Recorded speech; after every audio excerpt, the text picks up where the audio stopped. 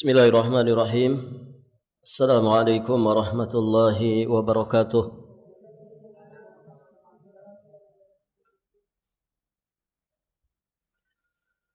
Alhamdulillahilladzi arsala rasulahu bil huda wa dinil haqq liyudhhirahu 'ala ad-dini kullih walau karihal musyrikun.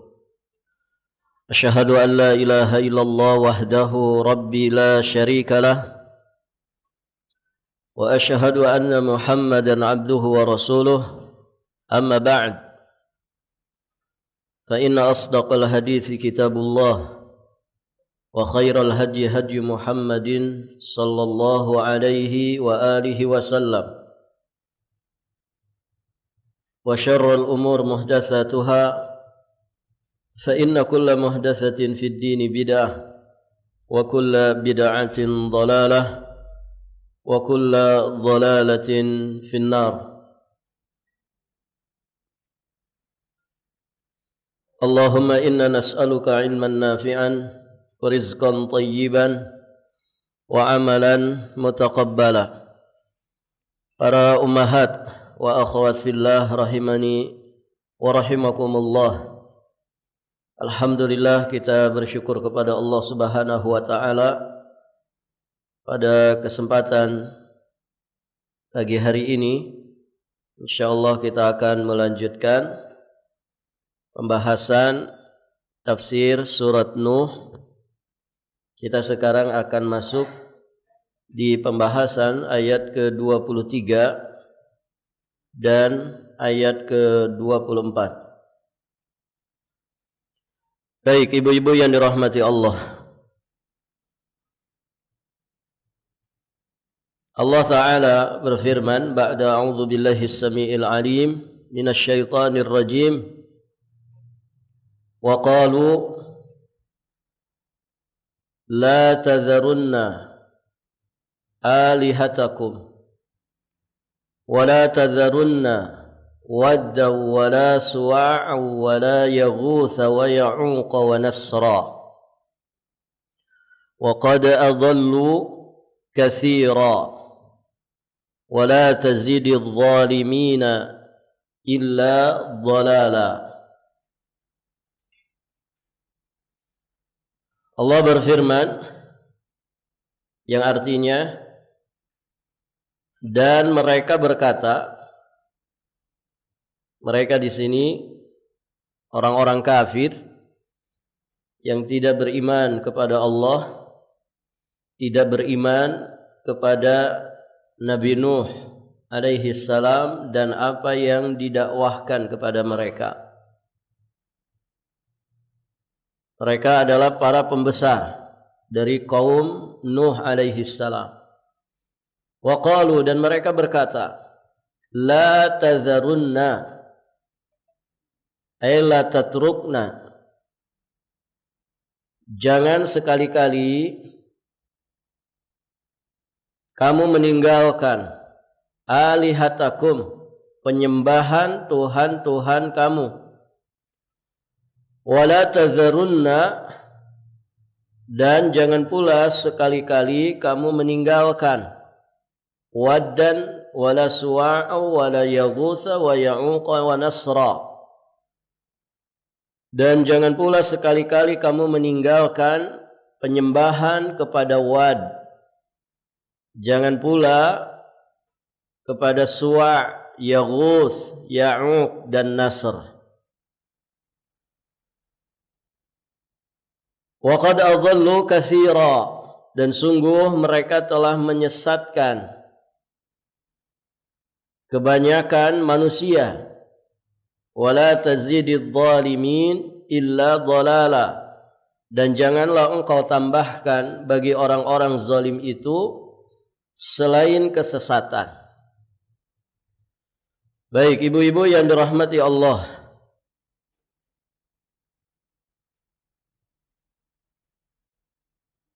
ayat ke-23 dari surat Nuh, kita ambil dua faidah darinya. Yang pertama, ayat ini menunjukkan di antara bentuk makar para pembesar umat Nabi Nuh yang kafir. Di ayat sebelumnya sudah kita sampaikan wa makaru makran kubbara di pertemuan yang lalu. Allah menyatakan wa makaru makran kubbara. Ini pengaduan Nabi Nuh alaihi salam tentang kondisi sebagian umatnya yang kufur. Wa makaru makran kubbara, dan mereka melakukan tipu daya yang amat besar. Nah, salah satu di antara tipu daya yang nampak dari mereka adalah mereka menyerukan kebatilan kepada manusia. Untuk apa? Untuk ta'assub, fanatik buta dengan agama nenek moyang mereka, yakni agama yang mengajarkan beribadah kepada berhala, dengan mengatakan la tadharunna alihatakum wa la tadharunna waddan wa la suwa'an wa la yaghutha wa ya'uqa wa nasra. Janganlah sekali-kali kamu meninggalkan penyembahan kepada Tuhan-Tuhanmu. Kemudian ditekankan oleh mereka 5 Tuhan yang mereka sembah. Jangan pula sekali-kali kamu meninggalkan penyembahan kepada Wad. Jangan pula Suwa', Yaghuth, Ya'uq dan Nasr. Berarti mereka menyembah banyak Tuhan. Kemudian dari Tuhan-Tuhan yang banyak itu mereka menekankan 5 Tuhan, yakni Wad, Suwa', Yaghuth, Ya'uq dan Nasr. Tayyib, ibu-ibu yang dirahmati Allah. Dan dari sini kita memahami betapa bahayanya fanatik buta bagi seorang hamba. Ya, fanatik buta, ta'assub.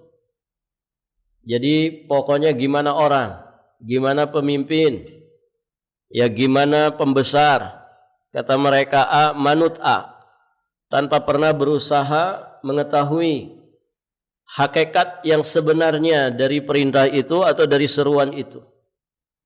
Baik, ibu-ibu yang dirahmati Allah. Makanya di dalam Al-Quran, orang-orang semacam ini, ibu-ibu yang dirahmati Allah, itu diumpamakan seperti binatang gembalaan. Ibu bisa lihat surat Al-Baqarah. Ada yang sudah hafal surat Al-Baqarah? Nama suratnya alhamdulillah hafal ibu ya. Al-Baqarah ayat 171.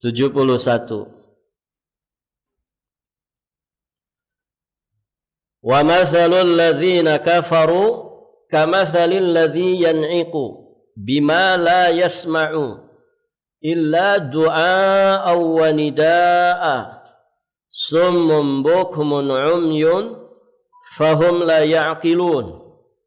Dan perumpamaan bagi penyeru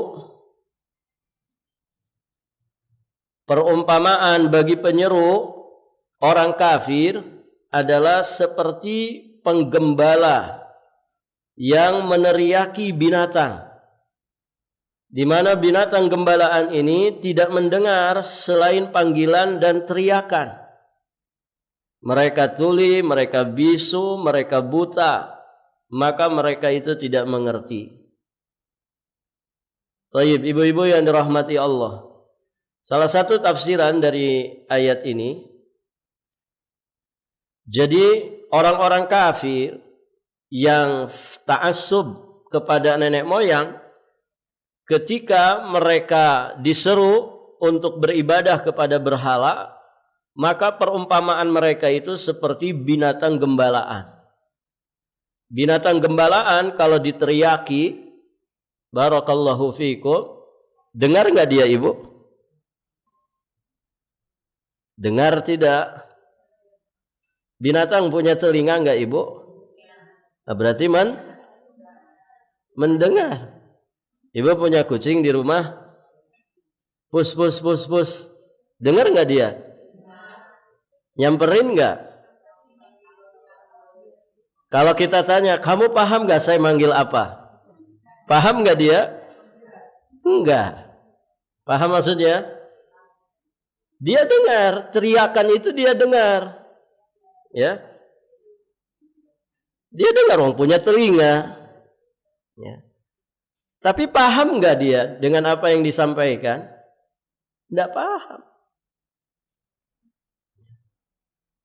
Nah, itu perumpamaan orang-orang kafir yang diseru oleh para pembesar mereka untuk beribadah kepada berhala.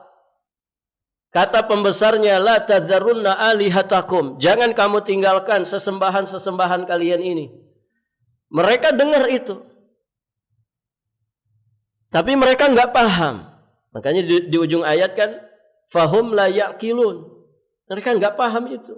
Dengar, manut iya, tapi nggak paham. Ini benar nggak peribadatan ke berhala ini? Nah begitu, ibu-ibu yang dirahmati Allah.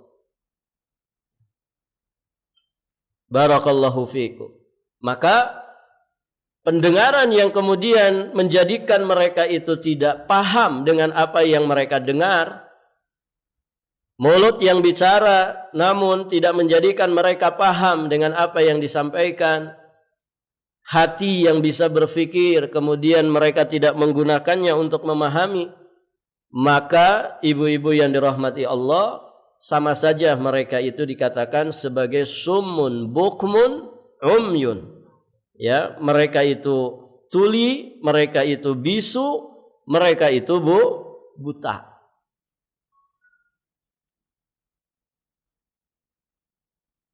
Tuli bukan mereka nggak bisa dengar, bisa mereka dengar, tapi pendengarannya tidak menjadikan mereka paham. Demikian pula lisannya dan juga matanya. Maka di ayat yang lain mereka juga diumpamakan kal an'am, seperti binatang ternak, balhum adhal, bahkan mereka lebih sesat lagi. Wal iyadzu billah. Baik, ibu-ibu yang dirahmati Allah. Begitu ya. Dan memang perumpamaan untuk orang-orang tidak beriman itu, kata Allah, matsalus saw, perumpamaan yang buruk. Dan mereka diumpamakan seperti binatang gembalaan atau binatang ternak. Yang dengar dia teriakan penggembalanya tapi tidak paham. Tidak menjadikan mereka mengerti. Itu ya. Kalau tukang gembala kan paham ibu ya. Cara neriaki manggil binatang gembalaannya. Kalau kucing gimana manggilnya bu? Pus pus pus, meng meng meng meng, begitu kan? Kalau ayam gimana bu? Yang pernah punya ayam pasti tahu. Gak ada yang punya ayam bu? Kut kut kut kut, nah begitu. Atau ker ker. Nah itu ayam.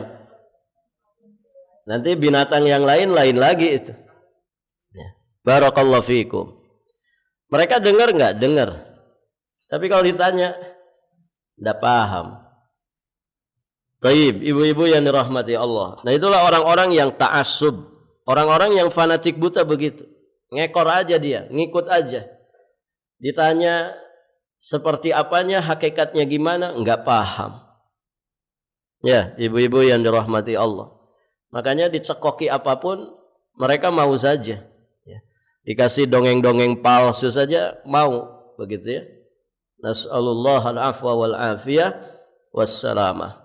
Taib, ibu-ibu yang dirahmati Allah. Kita lanjut.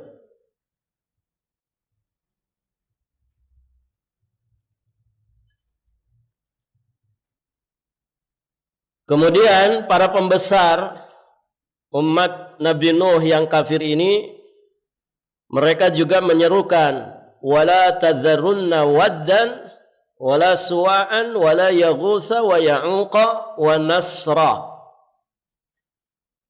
Dan janganlah sekali-kali kamu juga meninggalkan penyembahan Wad, Suwa', Yaghuts, Ya'uq dan Nasr. Ini 5 nama. Namanya aneh-aneh ya. Wad, Suwa', Yaghuts, Ya'uq dan Nasr. Nasr mungkin ada ya, tapi yang 4 ini Wad, Suwa', Yaghuts, Ya'uq. Ya. Ada yang namanya Wad. Ya. Kalau Aswad mungkin ada ya. Aswad dipanggilnya Wad. Suwa'. Ini enggak lumrah nama-nama ini, tapi ini nama-nama orang. Yaghuts. Yaghuts ini juga enggak familiar. Kalau di kita yang familiar Agus. Ya. Agus biasanya lahirnya bulan Agustus. Baik, ibu-ibu yang dirahmati Allah. Nah, tentang 5 nama yang disebutkan di dalam ayat ini, ada beberapa riwayat yang menyebutkannya. Pertama, ada di Sahih Al-Bukhari dari jalan sahabat yang mulia Abdullah bin Abbas radhiyallahu taala anhuma. Beliau berkata, "Hadhihi asma'u rijalin salihin min qaumi Nuh. Falamma halaku auha syaitanu ila qaumihim aninsibu," itu harusnya kasrah ya, aninsibu ila majalisihim allati kanu yajlisuna fiha ansaban wa sammu bi asma'ihim fafa'alu wa lam tu'bad hatta idza halaka ulaika wa nusiyal ilmu ubidat. Kata Abdullah bin Abbas radhiyallahu taala anhuma, ini adalah nama-nama orang saleh ya ketika beliau menjelaskan ayat tadi. Surat Nuh ayat berapa tadi, Bu? Ayat 23. Kata Abdullah bin Abbas radhiyallahu taala anhuma, ini adalah nama-nama orang saleh dari kaum Nabi Nuh. Tatkala mereka meninggal, setan membisikkan kepada kaum mereka, dirikanlah patung-patung pada tempat yang pernah diadakan pertemuan di sana oleh mereka. Jadi biasanya ibu-ibu yang dirahmati Allah, tempat ngumpul itu biasanya dijadikan apa istilahnya? Ya tempat bersejarah lah begitu ya. Di beberapa tempat saja kan ada ya tempat ngumpul dulu merumuskan kemerdekaan misalkan. Tempat ngumpulnya para pejuang itu di beberapa tempat biasanya dijadikan situs. Nah itu maksudnya. Dijadikan situs yang bersejarah. Nah ini setan, ibu-ibu yang dirahmati Allah, mereka membisikkan kepada manusia supaya mendirikan patung-patung di tempat-tempat majelis. Di tempat-tempat yang pernah diadakan pertemuan di sana oleh orang-orang soleh ini. Kemudian wasammu bi asma'ihim, namailah patung-patung itu dengan nama mereka. Jadi bikin monumennya, bikin patungnya di situ dari patung orang-orang soleh ini.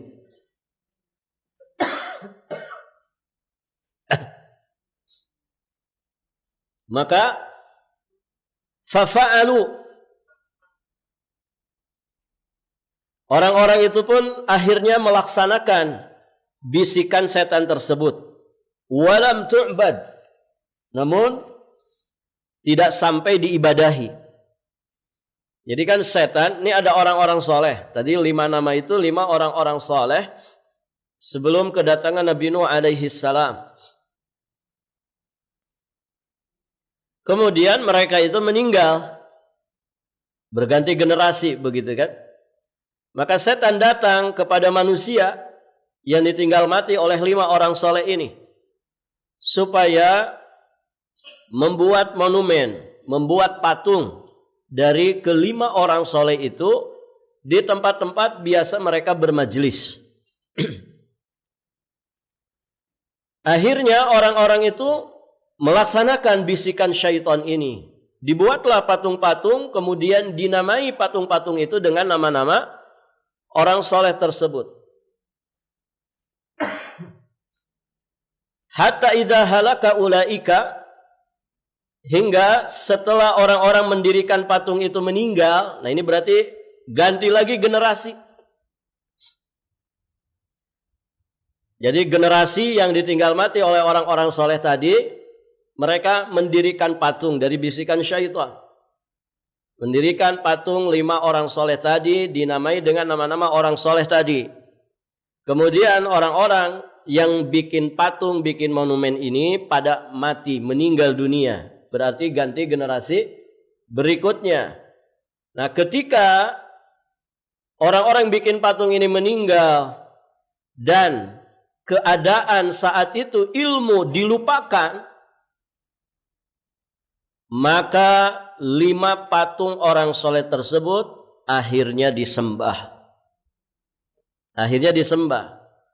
Jadi datang syaitan kepada mereka, kemudian menyampaikan, tuh dulu nenek moyang kalian menyembah 5 patung orang soleh ini. Nah, ini namanya apa, Ibu? Tahapan-tahapan begini nih.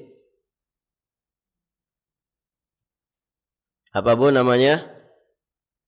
Setan kalau nyesatkan manusia secara bertahap, itu namanya apa? Khutuwat asy-syaitan. Wala tattabi'u khutuwatis syaitan. Janganlah kalian mengikuti langkah-langkahnya setan. Perhatikan di sini. Setan itu menyesatkan manusia ke dalam jurang kesyirikan tidak ujug-ujug langsung. Langsung mereka disuruh nyembah patung, tidak, tapi dengan khutuwat. Ya, orang sekarang bilang step by step. Secara bertahap. Supaya apa ini, Bu? Yaitu trik, itu tipu daya, itu talbis. Begitu ya. Supaya manusia itu tidak sadar dengan penyimpangannya. Tiba-tiba sudah ada di jurang paling dalam saja. Kalau sudah ada di jurang paling dalam, tentu untuk beranjak bangkit kembali, maka rada berat keadaannya. Orang itu kalau jatuh ke jurang cuma 1 meter, dengan jatuh ke jurang 100 meter, kira-kira berat mana, Bu, untuk balik lagi? Iya, yang jurangnya 100 meter. Makanya sifat seorang muslim itu ketika terjatuh dia segera bangkit. Dengan taubatnya kepada Allah Subhanahu wa taala, tidak terus-menerus di dalam perbuatan dosa.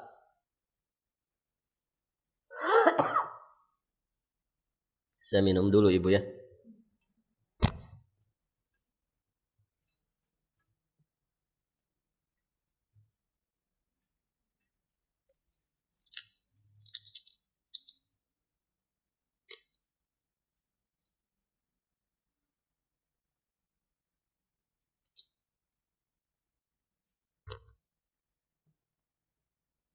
Baik, ibu-ibu yang dirahmati Allah, kita lanjutkan. Sampai di mana tadi, Bu?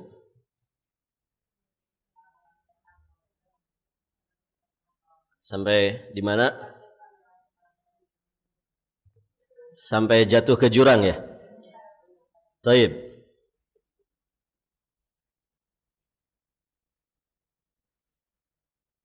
Nah, ini tahapan-tahapan syaitan di dalam menyesatkan manusia ke dalam jurang kesyirikan. Secara bertahap namun pasti. Sehingga manusia terjatuh ke dalam kesyirikan tanpa mereka sadari. Lihat ya, bermula dari hubbus shalihin.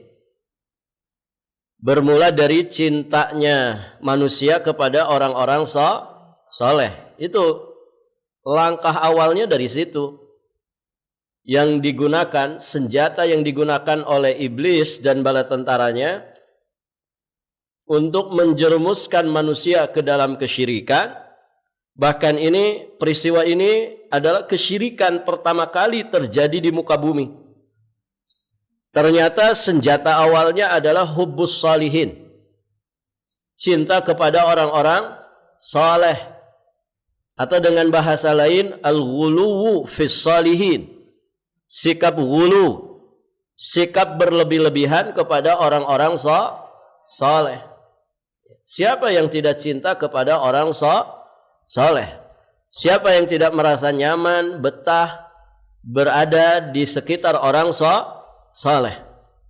Namun ternyata cintanya manusia kepada orang-orang saleh ini justru dijadikan oleh syaitan sebagai senjata untuk menjerumuskan mereka ke dalam jurang kebinasaan.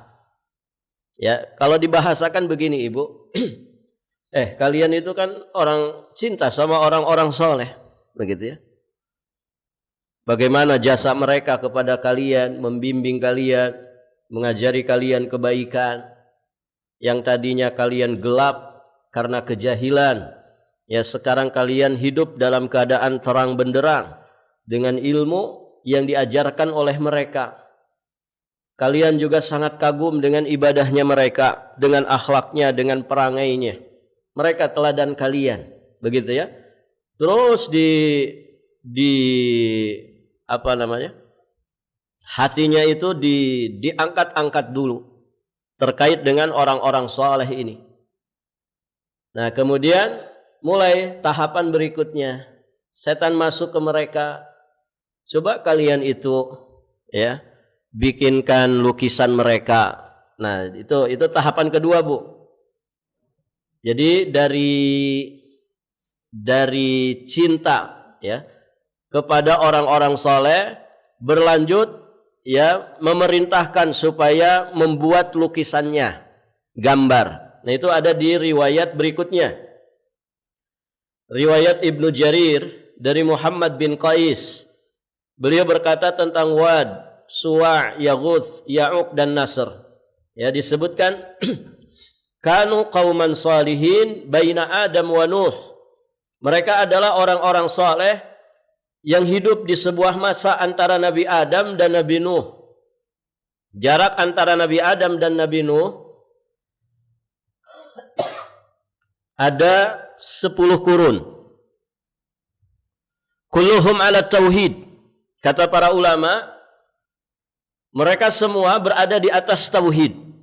Artinya belum ada penyimpangan yang namanya kesyirikan. Belum ada saat itu. Yang melakukan dosa-dosa yang lain ada. Makanya terjadi pembunuhan, terjadi hasad di antara sesama anak Nabi Adam alaihi salam. Tapi kesyirikan belum terjadi. Nah, kemudian kisah berlanjut. Jadi 5 nama ini adalah 5 nama orang saleh yang hidup di masa antara Nabi Adam dan Nabi Nuh. Wa kana lahum atba'. Dan mereka itu memiliki para pengikut yang setia. Yaqtaduna bihim. Ya, pengikut yang setia yang selalu menjadikan orang saleh ini sebagai qudwahnya. Faqalu, kemudian setan berkata kepada mereka ini, para pengikutnya setelah orang-orang soleh ini meninggal dunia. Apa kata setan? Lau sawwarnahum, jika seandainya kalian membuat lukisan mereka, kana asywakulana. Ya, ketika kita melihat lukisan atau mengingat mereka, tentu hal tersebut akan lebih memotivasi diri kita untuk beribadah.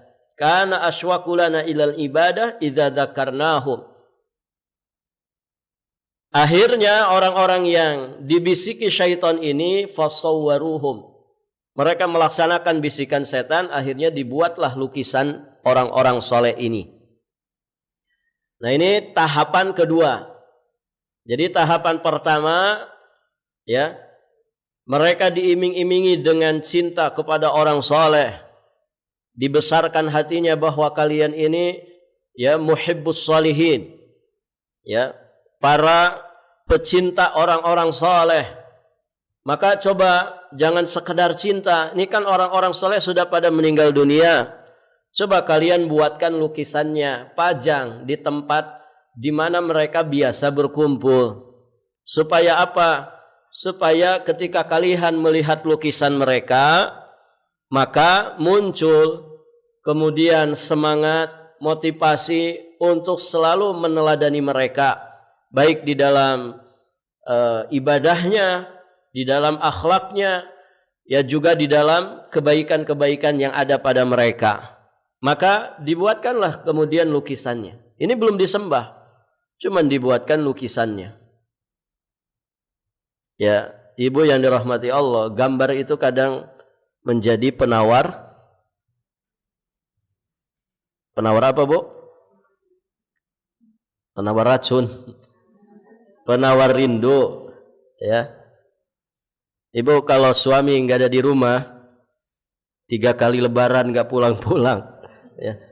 Barakallahu fikum, ya. Kan selalu dilihat, ya, gambarnya. Barakallahu fikum. Saya pernah ketemu ibu TKI, afwan. TKI di Malaysia, ya. TKI di Malaysia di hutan sawit. Saya lupa nama daerahnya, Seremban kah atau Kelantan, lupa di daerah mana, ya.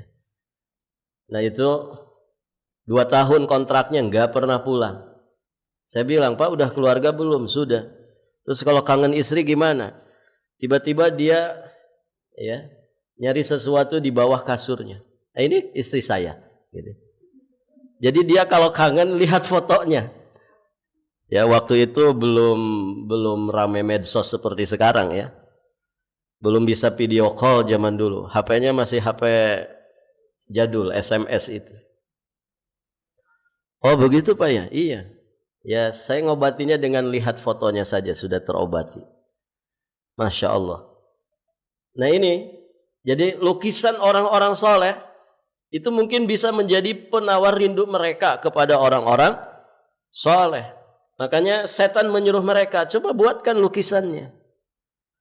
Baik, berganti generasi, setan datang lagi. Jangan cuma lukisan. Lukisan itu berapa dimensi, Bu? 2 dimensi. Kalau patung, 3 dimensi. Beranjak lagi ke yang lebih persis. Jangan cuma lukisan lah. Lukisan itu kayak bukan aslinya. Coba buatkan patungnya, monumennya. Ya, supaya lebih persis lagi. Nah, itu di riwayat Ibnu Abbas tadi. Akhirnya dibuatkanlah patungnya. Dibuatkan monumennya. Disembah enggak, Ibu?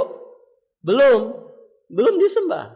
Nah, ketika orang-orang yang bikin patung ini, yang awalnya niatnya adalah untuk sebagai penghormatan, untuk sebagai penawar rindu mereka, untuk kemudian ketika mereka melihat gambar, lukisan atau patungnya, mereka termotivasi lagi untuk berbuat kebaikan, untuk beramal soleh, beribadah. Barakallahu fikum. Yang awalnya adalah itu. Namun ketika generasi ini meninggal dunia, setan datang ke generasi berikutnya memberikan talbisnya. Orang-orang, dulu itu nenek moyang kalian ini nyembah patung-patung orang soleh ini. Barulah kemudian akhirnya disembah-sembah. Ya, ibu-ibu yang dirahmati Allah. Begitu kronologisnya. Dan ibu-ibu yang dirahmati Allah, kata para ulama, Disitulah kemudian awal terjadinya kesyirikan. Ya, demikianlah syaitan itu menyesatkan Bani Adam secara bertahap. Dan setan masuk ke dalam hati manusia melalui perkara yang disenangi oleh manusia. Siapa yang tidak senang dengan cintanya kepada orang-orang soleh? Namun ternyata cintanya itu dibelokkan oleh syaitan menjadi cinta yang ghulu, cinta yang berlebih-lebihan kepada orang-orang soleh. Maka berhati-hatilah dari tipu daya syaitan. Dan pada saat inilah, pada saat peristiwa itulah kesyirikan itu mulai terjadi untuk pertama kalinya di muka bumi ini. Jadi bermula dari apa, Bu? Iya, bermula dari cinta kepada orang soleh yang berlebih-lebihan. Silahkan cinta kepada orang soleh, tapi jangan berlebih-lebihan. Karena bahaya. Kalau kita ghulu kepada orang-orang soleh, nanti ujung-ujungnya menuhankan. Menuhankan, dan bahaya. Yang terkadang kita dicekoki, ya, namanya kisah-kisah yang tidak jelas asal-usulnya, benar apa tidak. Yang mungkin di luar nalar kita. Ada yang katanya bisa satu rakaat bisa hatam Quran, begitu ya. Satu rakaat hatam Quran. Kayak gimana bahasanya, Bu? Ya. Ada katanya orang soleh wali fulan itu satu rakaatnya saja bisa hatam Quran. Ya. Ibu, Quran itu kalau dibaca tartil, satu juz itu secepat-cepatnya setengah jam. Ya. Secepat-cepatnya setengah jam. Ini bagaimana satu rakaat hatam Quran? Oh, dia nggak sholat wajib kah? Begitu ya? Hanya satu rakaat menghatamkan Quran. Ini nggak masuk di akal. Ya. Satu tarikan nafas, ya, katanya bisa sekian puluh ribu tasbih, sekian puluh ribu istighfar, sekian puluh ribu satu tarikan nafas. Nafasnya sepanjang apa, Ibu? Ya. Nah, orang-orang kalau nggak belajar akidah, dapat kisah-kisah kayak gitu tuh ya manut-manut aja. Wih, hebatnya. Gitu. Ini dari mana kisah seperti ini? Sekarang gini, mana sih wali Allah dengan Rasulullah yang paling mulia, yang paling bertakwa, paling hebat kedudukannya di sisi Allah? Nabi Shallallahu Alaihi Wasallam. Ada nggak riwayat yang menjelaskan Nabi amalannya model-model begitu? Ada nggak? Nggak ada. Ini orang manusia terbaik saja nggak ada kisahnya begitu. Ini ngalah-ngalahin Nabi. Dan nggak kebayang itu gimana satu nafas sekian puluh ribu tasbih, sekian puluh ribu istighfar, sekian puluh ribu kalimat-kalimat zikir, satu kali nafas. Ya. Barakallahu fiikum. Baik, ibu-ibu yang dirahmati Allah, silakan cinta kepada orang soleh, yang beneran soleh, begitu ya. Tapi jangan berlebih-lebihan, ya. Jangan berlebih-lebihan, karena berlebih-lebihan itulah yang kemudian mengantarkan kita kepada kesyirikan, kekufuran, menuhankan orang-orang soleh, seperti apa yang terjadi di masa Nabi Nuh alaihi salam ini. Nanti syirik di masa Nabi Ibrahim lain lagi itu. Syirik di masa Nabi Ibrahim itu terkait dengan bintang-bintang, planet-planet yang kemudian dikasih nama dan dijelmakan menjadi berhala. Nah, sekarang juga kan ada orang meramal pakai bintang. Dikasih nama, kemudian dikasih ramalan-ramalan tertentu. Ya. Tidak ada orang kenalan, ya, melainkan bintang itu harus dimasukkan. Kenalan dong, kamu bintangnya apa? Sampai nyari jodoh saja itu nyocok-nyocokin bintangnya. Kamu bintangnya apa? Oh, sepertinya kita nggak berjodoh. Gitu ya. Kenapa? Bintangnya nggak cocok. Nah, ini mengerikan.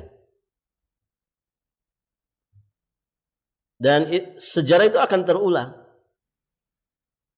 Sejarah itu akan terulang. Artinya kalau di masa Nabi Nuh ada orang jatuh ke dalam kesyirikan, kekufuran gara-gara cinta yang berlebih-lebihan kepada orang soleh, maka di zaman ini pun akan ada. Di masa Nabi Ibrahim,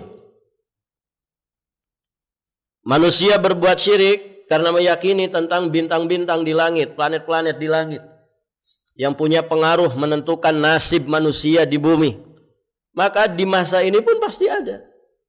Di masa Nabi Musa orang nyembah sapi, maka di masa ini juga akan ada, ya, orang yang nyembah-nyembah sapi.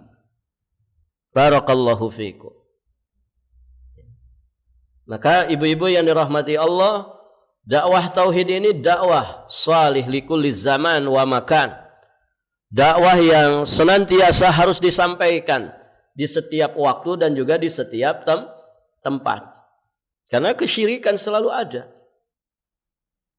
Taib, ibu-ibu yang dirahmati Allah, yang nyembah-nyembah kuburan selalu ada.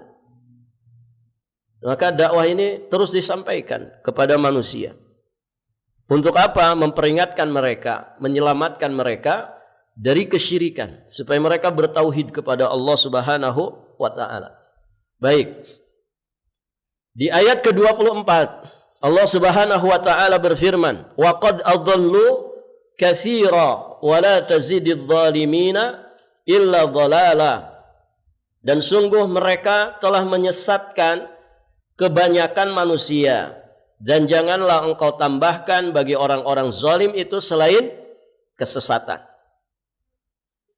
Baik, ibu-ibu yang dirahmati Allah, saya sengaja tulisannya gede-gede ibu ya, karena saya tahu di sini banyak kaum sepuh. Ya. Kalau kecil-kecil kasihan, ya. Nanti nggak kebaca, apalagi yang kacamatanya ketinggalan. Ya. Kebaca kan ibu atau kurang gede? Ini fontnya yang Arab ini 22 fontnya. Kalau yang terjemahannya 16 atau 15. Kalau yang lain itu faidah-faidahnya itu 14. Biasanya kan orang pakai 12 saja. Kelihatan kan ibu? Mau ditambah lagi atau cukup? Cukup ya. Kalau kurang kelihatan bawa kaca pembesar saja. Baik, ibu-ibu yang dirahmati Allah. Dari ayat 24 ini kita ambil juga dua faidah. Pertama, penetapan bahwa orang yang menyembah berhala adalah sesat jika mereka mengajak orang lain untuk juga menyembah berhala, maka mereka bukan hanya sesat, namun juga menyesatkan umat. Orang itu kan ada yang sesatnya untuk diri sendiri, ada yang sesatnya menular ke orang lain. Mana yang lebih bahaya, Bu? Yang menular kesesatannya kepada orang lain. Kalau orang itu sesat sendirian, ya celaka sendirian. Disiksa sendirian. Tapi kalau dia sudah menyesatkan, sudah mendakwahkan kesesatannya, nah ini yang berbahaya. Akan banyak orang yang terfitnah, kemudian akan banyak orang yang akhirnya dia sesatkan. Dalam bahasa syariat itu namanya dhalun mudil, ya. Dhallu wa adhallu. Mereka itu sesat sekaligus juga menyesatkan manusia. Baik, ibu-ibu yang dirahmati Allah.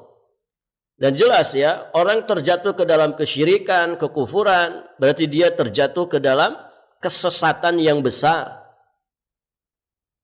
Di surat An-Nisa ayat 116 Allah berfirman, "Wa man yusyrik billah faqad dhalla dhalalan ba'ida." Barang siapa yang menyekutukan Allah, barang siapa yang menyekutukan Allah, faqad dhalla dhalalan ba'ida, maka sungguh dia telah tersesat dengan kesesatan yang jauh. Kesesatan paling sesat, keburukan paling buruk, kezaliman paling zalim, kebejatan paling bejat, itu namanya kesyirikan. Kemungkaran paling mungkar ya kesyirikan. Semoga Allah selamatkan kita dari kesyirikan. Apa doanya, Bu? Doa supaya kita dilindungi dari dosa syirik. Allahumma inni a'udzubika an usyrika bika wa ana a'lam.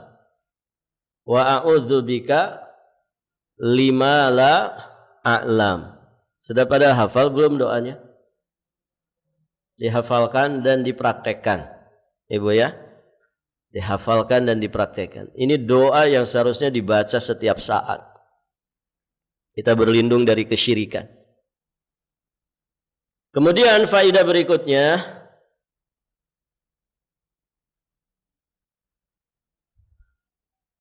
wala tazididz zalimina illa dhalala, dan janganlah engkau tambahkan, ini masih pernyataannya Nabi Nuh alaihi salam ketika beliau mengadu kepada Allah Subhanahu wa taala. Janganlah engkau ya Allah tambahkan bagi orang-orang zalim selain kesesatan. Di sini ada faidah, disyariatkannya berdoa atas. Beda ya, berdoa untuk, berdoa atas. Ad-du'a ala ya. Ad-du'a li, itu beda. Kalau berdoa atas fulan, maksudnya mendoakan keburukan. Tapi berdoa kepada Allah bagi fulan, itu maksudnya mendoakan kebaikan. Nah, kalau berdoa atas, ini berarti doa keburukan. Disyariatkan berdoa atas orang-orang zalim ketika tidak lagi ada harapan mereka mendapatkan hidayah. Iya. Ya, seperti orang-orang Yahudi yang tidak henti-hentinya mengintimidasi, menyerang, menghancurkan, membinasakan saudara kita sesama muslim. Ya, doakan keburukan atas mereka. Karena ini sudah keterlaluan. Barakallahu fiikum. Perhatikanlah ibu-ibu terkait dengan ayat ini, perjalanan Nabi Nuh alaihi salam. Bagaimana Nabi Nuh alaihi salam mendakwahi mereka setiap saat. Di ayat-ayat sebelumnya sudah dikisahkan. Dengan waktu yang sangat panjang, durasi yang sangat panjang sekali. 950 tahun. Ya. Beliau terus berdakwah pada satu generasi yang berganti dengan generasi berikutnya. Sampai dikisahkan melewati 7 kurun. Dan juga beliau mendakwahi mereka dengan beragam metode dakwah. Ini semuanya sudah dikisahkan di ayat-ayat sebelumnya. Namun demikianlah bahwa hidayah taufik itu milik Allah. Hanya Allah lah yang maha kuasa untuk memberikannya kepada siapapun yang dikehendakinya. Makanya selalu minta hidayah. Ya, jangan hanya di salat saja. Di salat saja sudah syukur 17 kali. Ihdinas siratal mustaqim. Kalau ibu rajin salat sunnah, Masya Allah.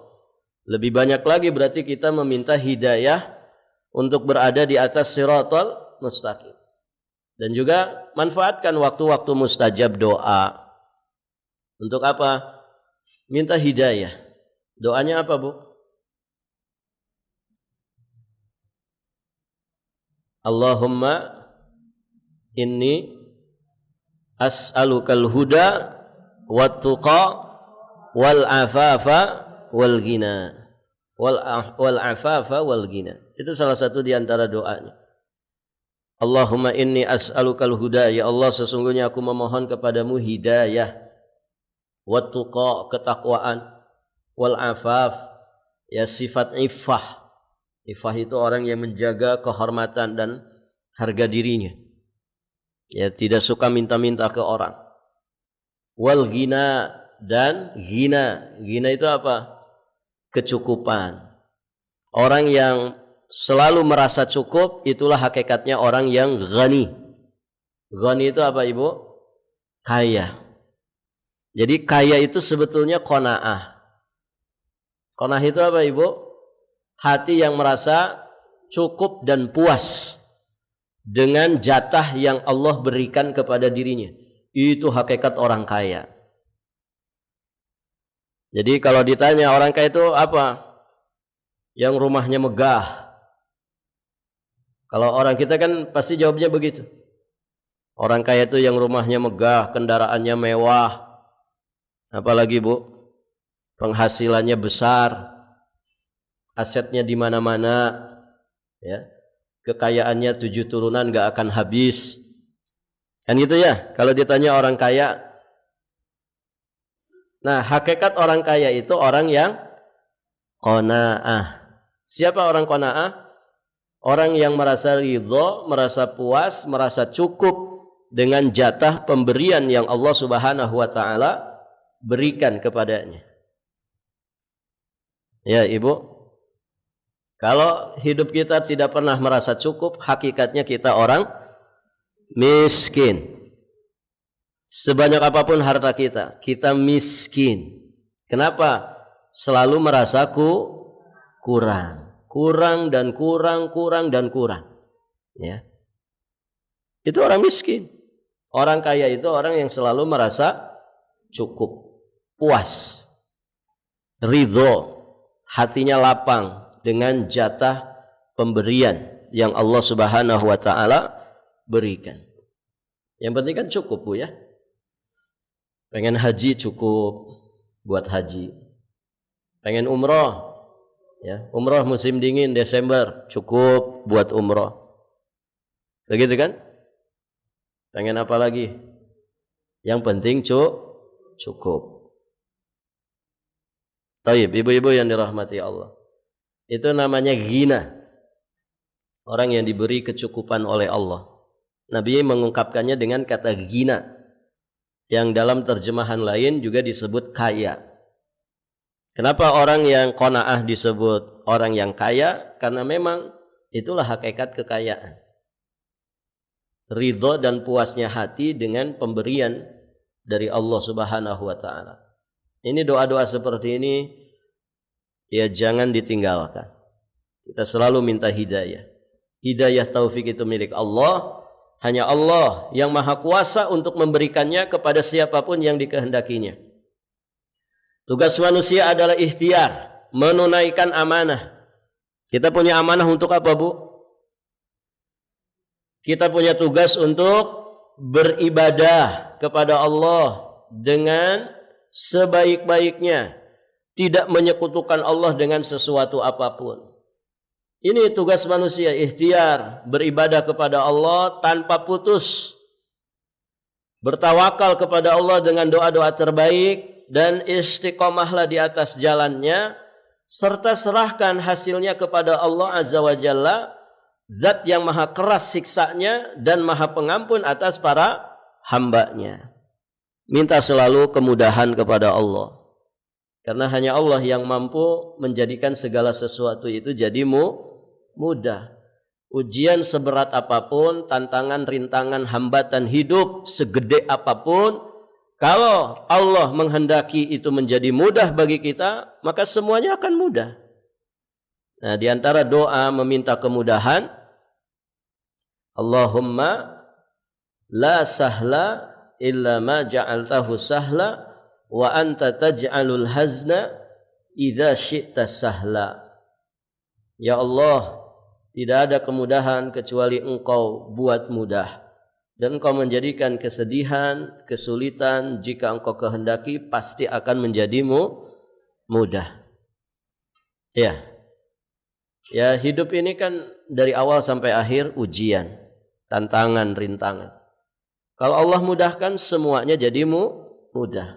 Bukan karena kita yang hebat, bukan karena kita yang pinter, bukan karena kita yang kuat, tapi Allah yang menjadikan segala sesuatu itu mudah. Taib, ibu yang dirahmati Allah. Sampai di sini, ibu-ibu yang dirahmati Allah, semoga apa yang dibahas bermanfaat. Insyaallah taala nanti kita lanjutkan di kesempatan berikutnya biidznillah taala. Nanti kita selanjutnya membahas ayat berapa jadi, Bu? Ayat 25 ya. Semuanya berapa ayat? Nuh 28. Berarti 3 ayat lagi ya? 4. Ya, 4 ayat lagi.